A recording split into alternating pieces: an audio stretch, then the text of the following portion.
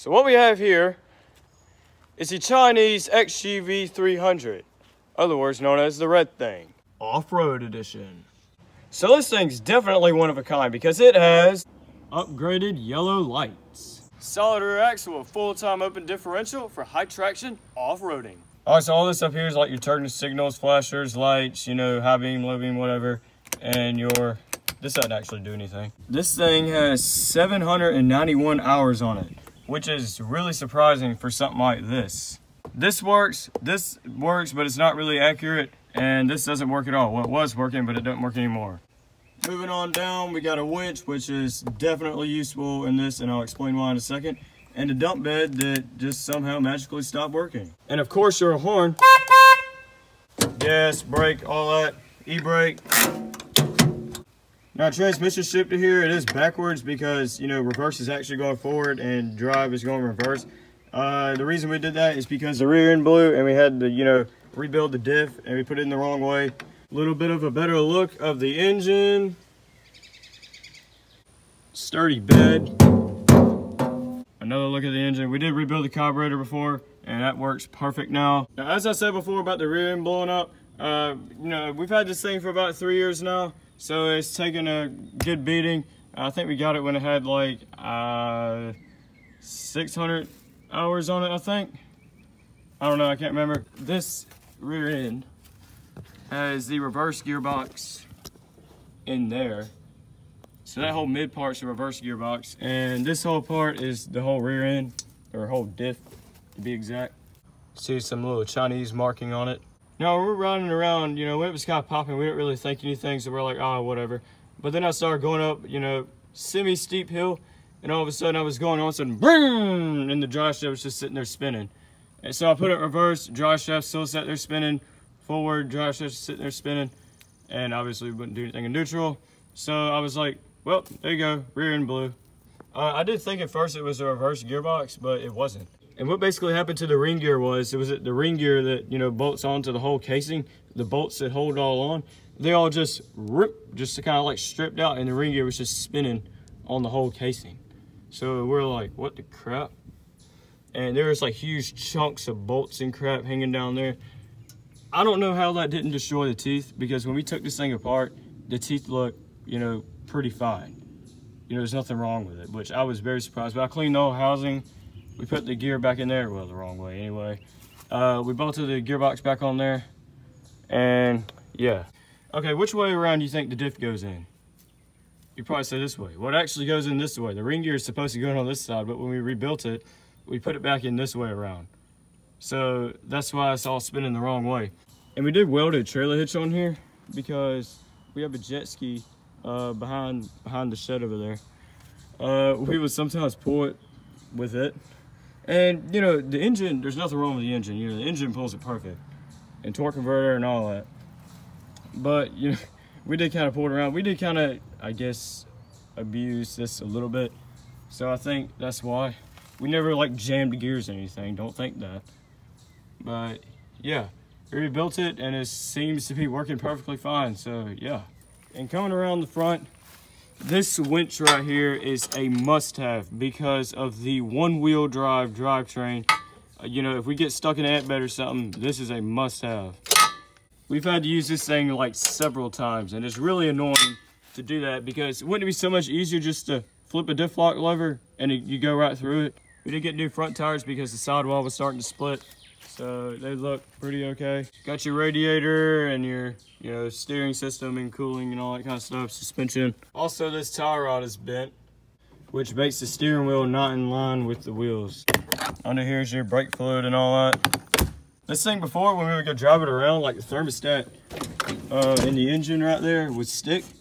So we would drive around for about 5 minutes. Like time we would crank it up, it'll be on ring, just all the way up, and it'd be really annoying. So we took out the thermostat right in there. So that way, we just kind of basically hollowed it out because with these Chinese, you know, rigs here, you can't find any parts for them. Like once you break it, that's it, you're done.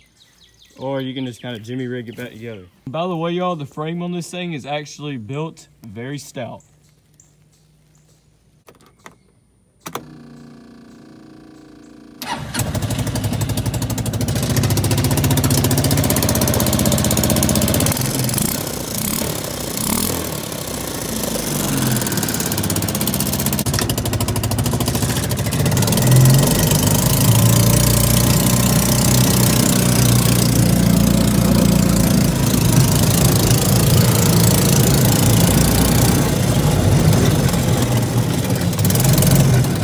is literally like a smaller version of my truck. Like, they look almost the same in general.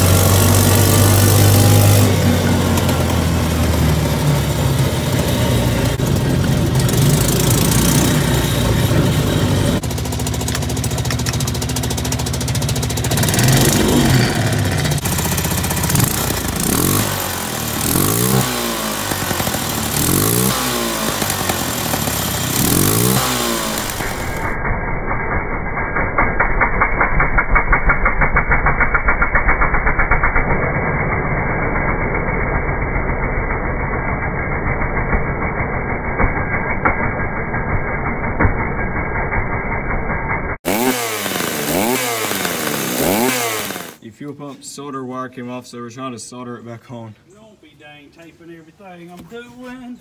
Why? Ah, look at the rabbit.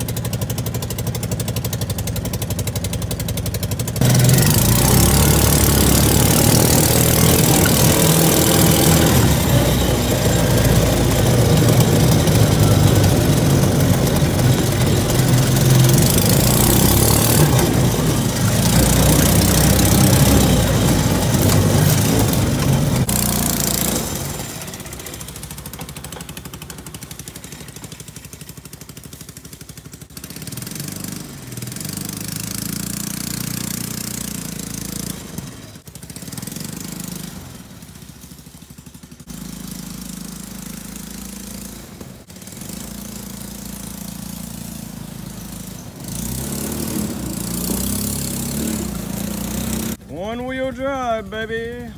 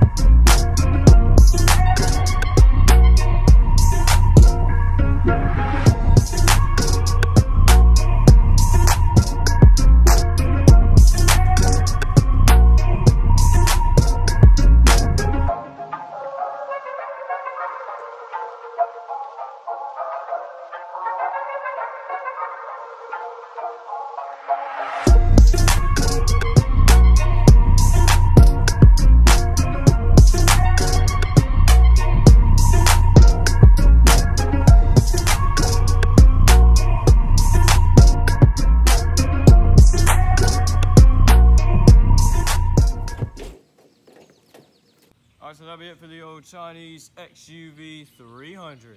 So y'all should see me in the next one.